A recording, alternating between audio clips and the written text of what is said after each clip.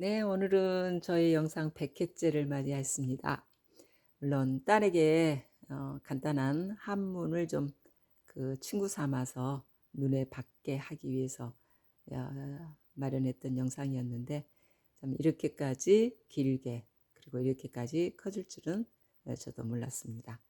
자, 그래서 오늘은 100회를 맞이했기 때문에 좀 의미 있는 내용을 한번 다뤄보고 싶네라고 생각해서 주제를 신권 통치로 정해봤습니다.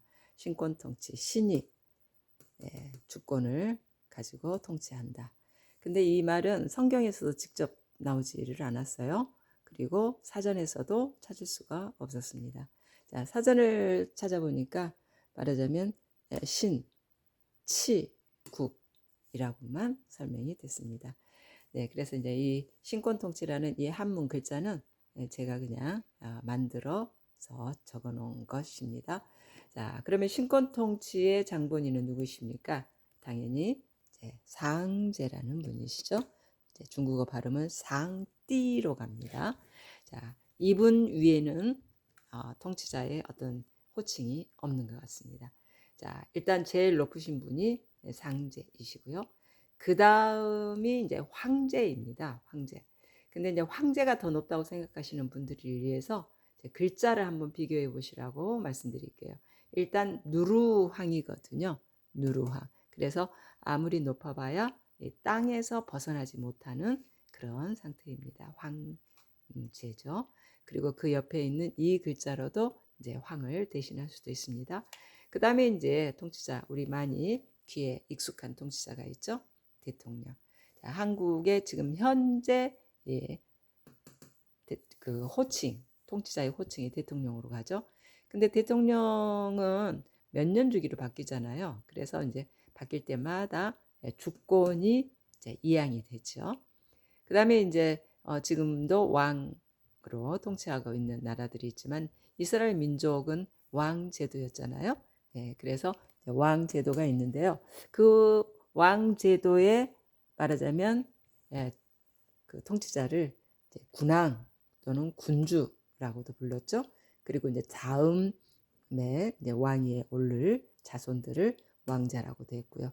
딸들은 공주. 그리고 또 그 왕의 부인 되는 사람을 이렇게 표현하죠. 왕비, 왕후. 자, 이후도 되고 이후도 되더라고요. 자, 이렇게 이제 인간 통치자의 호칭들을 한번 살펴봤고요. 그 다음에 이제 그들이 어디서 삽니까? 물론 지금은 아닐 수도 있지만 궁전이라는 곳에 비교적 살죠. 네, 그래서 궁전이 있고요. 그 다음에 이제 그 궁전에 사시기 때문에 딱그 신하들이 전하, 폐하 이렇게 불렀던 호칭들이 있죠. 자, 그러면 전하의 의미는 사실 그 궁전 글자가 그대로 내려오거든요. 네, 그래서 궁전이라는 그 건물 아래 사시는 분이다. 라는 뜻이고요. 그 다음에 폐하는 이것이 이제 섬돌개 계단을 얘기한답니다. 네, 계단. 그래서 왕은 말하자면 그 신하하고 똑같은 위치에 서서 눈을 맞추고 얘기는 안 하죠. 항상 신하는 아래에 있고 왕은 몇 계단 위에 있잖아요. 네, 그래서 바로 계단 밑에서 고합니다 하는 그런 의미였어요.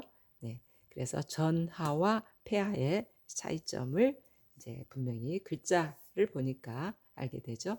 그 다음에 이제 그 성서에 보면은 그 사도 바울이 각하라는 표현을 쓰는 글이 나와요.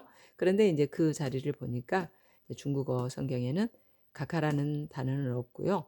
대인이라는 단어가 대신 나오더라고요. 대인. 그 다음에 이제 또 각하라는 단어가 또 하나가 있더라고요.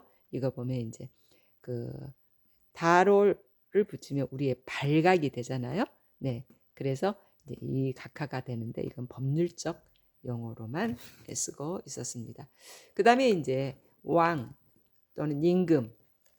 참 임금이라는 단어를 찾아보려고 했더니 임금이라는 단어는 어, 그 어디에서도 나오지가 않았습니다. 그래서 임금이라는 단어는 찾지를 못했습니다. 자, 그러면 이제 그 통치자 앞에는 항상 두 부류의 사람이 가운데 이렇게 쫙 갈라져 가지고 서 있는 것을 우리가 사극에서 많이 봤습니다. 자, 그럴 때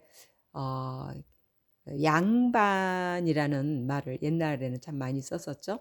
그래서 이제 그 양반이 뭔가 했더니 사실 그 왕 앞에 양쪽으로 둘 양이 써졌어요. 그래서 양쪽으로 서 있는 그 신하들이라는 의미에서 양반이라는 말이 나온 거죠. 그러니까 뭐 못 배우고 잘 배우고 뭐 이런 어떤 양반 쌍놈 얘기가 아니었습니다. 자, 그러면 이 두 개로 갈라진 량반이라는 의미는 뭘까요? 자, 하나는 글을 배운 무리고요. 하나는 무기를 다룰 줄 아는 그런 신하들이었습니다. 그래서 문과 무과 이렇게 나눠지죠. 그리고 이제 그들 모두는 다 신하들이니까 신하신을 들어가죠. 그래서 문신, 무신, 그다음에 문간, 또 무간 이렇게도 사용합니다. 근데 이제 그 신하들이 그 왕에게 그 만세수를 하옵소서 또 천세수를 하옵소서 하면서 이제 인사하죠. 이게 바로 만세라는 말이거든요. 자, 요즘에 사람들도 많이 뭐 어떤 뭐 모임 갖는다 그러면 만세를 잘 외치죠. 그런데 그 모든 글자가 이 글자로 갑니다. 예, 일만만자, 일만만자 그리고 이제 그 해세 말하자면 나이를 얘기하죠. 자, 그러면 일만만자나 천은 우리가 이제 다 압니다. 그런데 이 세라는 말을 한번 뜯어봐야 될 것 같아요. 어떤 글이 들어가서 그 나이를 얘기하고 만세라는 단어를 만들어냈는지. 자, 여기 위에 보면은 그칠지가 있어요. 그리고 이제 발이 가다가 그쳤다는 얘기죠. 그리고 여기 밑에 글자는 이 부분은 항상 우리가 창으로 알고 있었죠. 창. 그래서 이게 뭐 1년은 12, 뭐 그거 얘기하면서 이제 개술로 설명을 합니다. 개술. 자, 그래서 이 개술이라는 것은 무기를 얘기하거든요.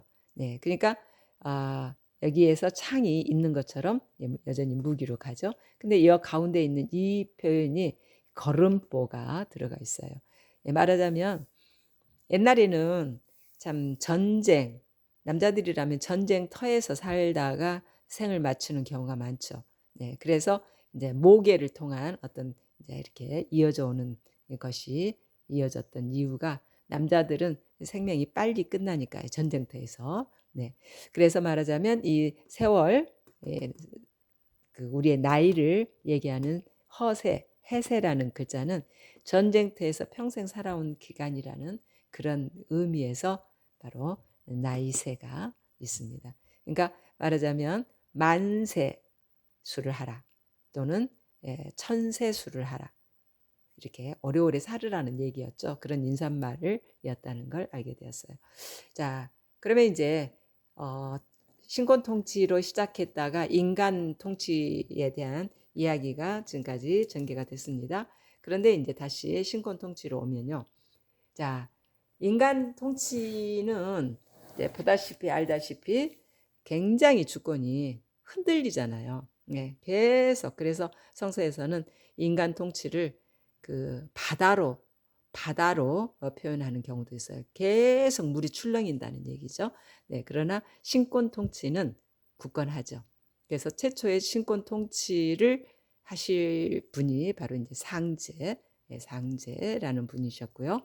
그런데 지금 현재 안타깝게도 이 지구는 신권 통치를 안 하고 계시죠. 네, 이유는 너무나도 잘 아시잖아요. 우리의 첫 조상이 빗나갔죠. 예, 올바른 길에서 지금 벗어났어요.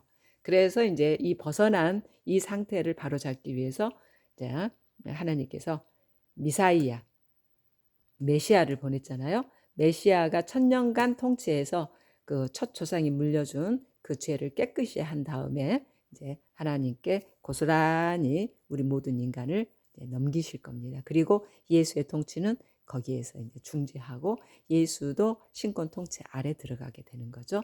자, 그래서 이제 우리 모두는 예수의 1000년 통치의 그런 효과로 깨끗해진 상태에서 그야말로 하나님께서 첫 인간을 만들어 가지고 신권 통치를 하려고 했던 그 상태로 비로소 이제 회복되는 그런 일이 있게 될 것입니다.